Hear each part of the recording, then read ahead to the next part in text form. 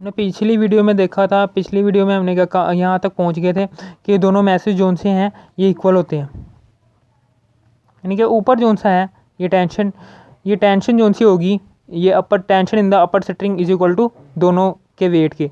तो हम क्या करेंगे कि tension in the upper string is equal to W1 plus W2, यानी कि दोनों का हम वेट्स को ऐड करेंगे 80 न्यूटन, यानी कि ऊपर में जोन सी टेंशन प्रोड्यूस हो रही है वो 80 न्यूटन की है।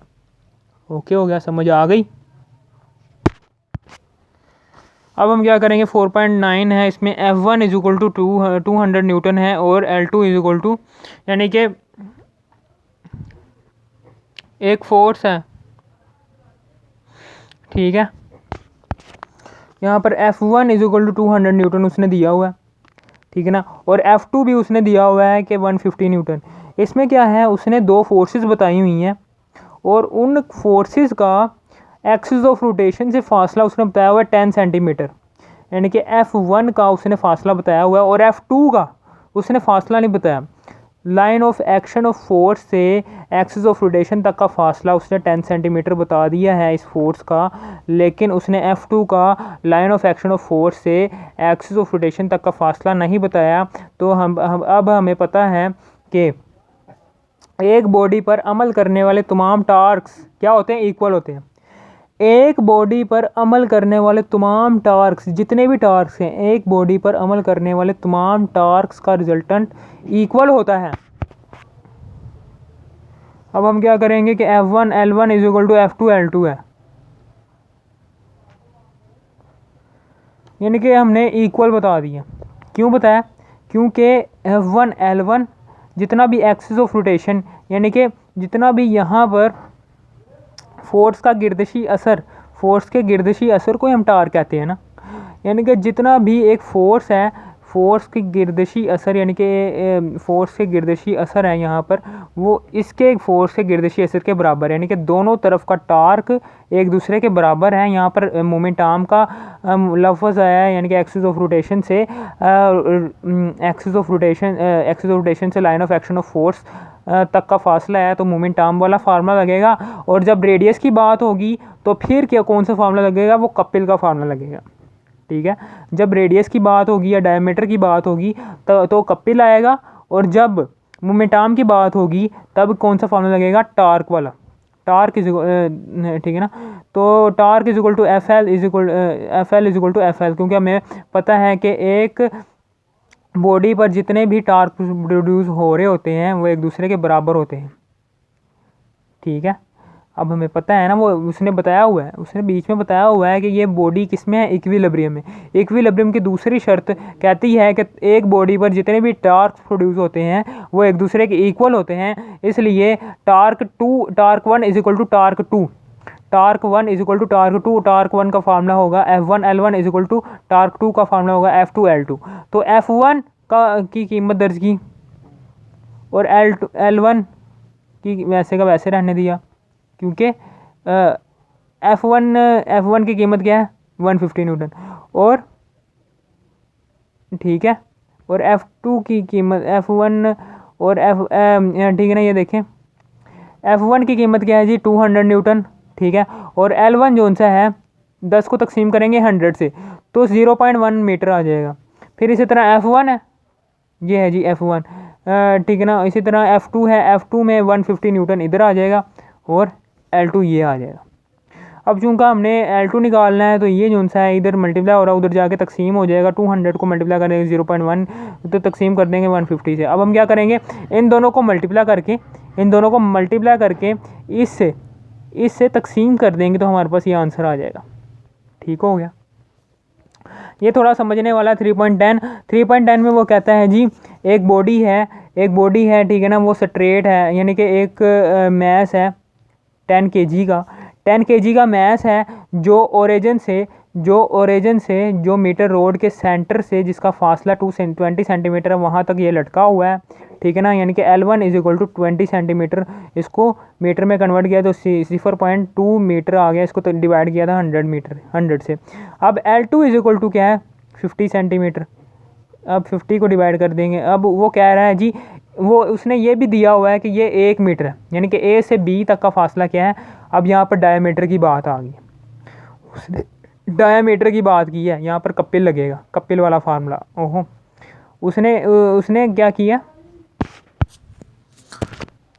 यहाँ पर हम कितनी फोर्स लगाएंगे कि ये बैलेंस हो सके, यानी कि line of action of force से ये एक्सिस ऑफ रोटेशन तक का फासला क्या होगा। ठीक है, तो अब हम यहाँ पर क्या करेंगे, यहाँ पर हमने torque equal to F L लिया है, मोमेंट आर्म लिया है, क्योंकि यहाँ पर हम फोर्स लगा रहे हैं। ठीक है ना, फोर्स हम लगा रहे हैं और ये line of action of force से ये एक्सिस ऑफ रोटेशन तक का फासला हमने बताना है। अब हमें पता है कि पूरी बॉडी का जोन सा ए से बी तक का फासला उसने दिया 1 मीटर। अब हमने ये जोन सा है ये लेंथ निकालनी है, ये वाली। ठीक है ना, ये वाली लेंथ कितनी होगी 50 सेंटीमीटर की, यानी कि इसका रेडियस ये यहाँ पर 20 सेंटीमीटर उसने पूरी लेंथ दे दी थी, तो हाफ 50 होगा और हाफ 50 होगा। 1 मीटर में 100 सेंटीमीटर होंगे और 50 यहाँ पर होगा, 50 यहाँ पर होगा, तो 50 यहाँ पर है, इसलिए L2 is equal to 50 centimetre, तो L2 भी आ गया हमारे पास। ठीक है ना, अब हम यहाँ पर क्या करेंगे, torque 1 is equal to torque 2। ठीक है ना, यहाँ पर भी फोर्स का गिरदशी असर हमें नज़र आ रहा है कि ये जोन सा है ये इधर नीचे, यानी कि यहाँ पर फोर्स जोन सी है यहाँ पर हम लगा रहे हैं, तो एक गिरदशी असर पैदा होगा। किसके गिरदशी असर, यानी कि ये कहाँ पर है, हमें एक्सिस ऑफ रोटेशन कहाँ पर मिल रहा है, एक्सिस ऑफ रोटेशन किधर है, एक्सिस ऑफ रोटेशन यहाँ पर इस पॉइंट पर है। एक्सिस ऑफ रोटेशन जोन सा है यहाँ पर हम कितनी फोर्स लगाएंगे कि ये बॉडी जोन सा ये बैलेंस हो सके। ठीक है, अब ये एक्सिस ऑफ रोटेशन ये है, इसके गिर्द ये बॉडी घूम रहा है। एक्सिस ऑफ रोटेशन ये पॉइंट है, ये बिल्कुल इसके सेंटर में है। ठीक है ना, एक्सिस ऑफ रोटेशन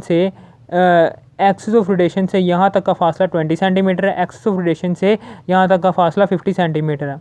ठीक है ना, अब एक्सिस ऑफ रोटेशन की जहाँ पर भी बात कर दे तो समझ लो कि वहाँ पर एफ एल ही लगेगा फार्मूला। ठीक हो गया, अब यहाँ पर टार्क पैदा हो रहा है, हमें पता है कि टार्क पैदा हो रहा है यहाँ पर क्या पैदा हो रहा है, टार्क, क्योंकि एक्सिस ऑफ रोटेशन से बॉडी आगे पीछे मूव कर रहा है। ठीक है ना, ये ऊपर नीचे, यहाँ पर जब कितनी फोर्स लगाएंगे कि ये बॉडी जोन सा है ये बैलेंस हो सके, यानी कि ये बिल्कुल ऐसे सीधा आ सके, यहाँ पर हम कितनी फोर्स लगाएंगे हम मैं दोबारा से बता देता हूँ।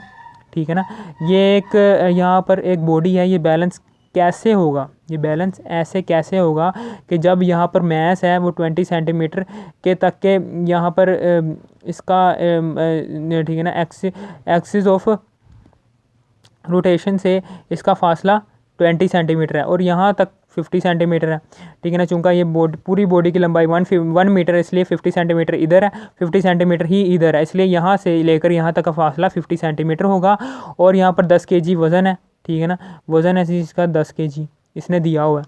अब वो कह रहा है कि टार्क हमें बताओ कि इसमें जोन सा है ये उसने हमसे वो पूछा है F2, यानी कि यहाँ पर हम कितनी फोर्स लगाएंगे कि ये बॉडी जोन सा है ये बैलेंस हो सके। ठीक है ना, अब हमें पता है चूँकि बैलेंस की बात की गई है, इक्विलिब्रियम की बात की गई है, बैलेंस कब होगा कि जब यहाँ की तमाम फोर्सेस के इक्वल हो जाए।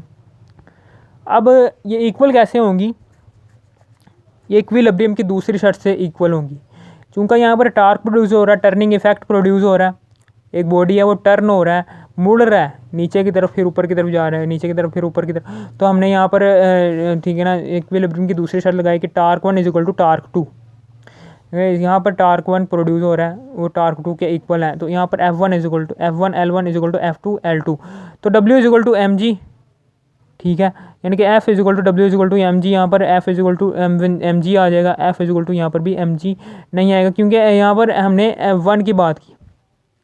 ठीक है ना, यहाँ पर ये जोन सा है बॉडी, यहाँ पर बॉडी नहीं है, इस बॉडी की बात की है, F is equal to mg, m1g लगा सकते हैं, m1g भी लगा सकते हैं क्योंकि ये कांस्टेंट नहीं रहता मैस, इसलिए हम यहाँ पर m1g लिख देते हैं। mg L1 is equal to F2L2। यहाँ पर mg क्यों आया, क्योंकि उसने मैस की वैल्यू दी हुई है, मैस की वैल्यू दी हुई है तभी यहाँ पर mg आया। अगर यहाँ पर F1 लिख देता ना, मैस की जगह F1 लिख देता तो हम ये डायरेक्ट ही यहाँ पर F1 की वैल्यू पुट कर देते, तो mg हम ना लिखते, mg L1 is equal to F2L2। अब हम क्या करेंगे कि ये जो सा F2 हमने फाइंड करना है, L2 उधर चला जाएगा। अब उसके बाद हमने क्या करना है कि F2 is equal to mg L1 over L2। अब यहाँ पर मैस की वैल्यू दर्ज की, जी की वैल्यू दर्ज की, L1 की वैल्यू दर्ज की 0.2, ठीक है ना।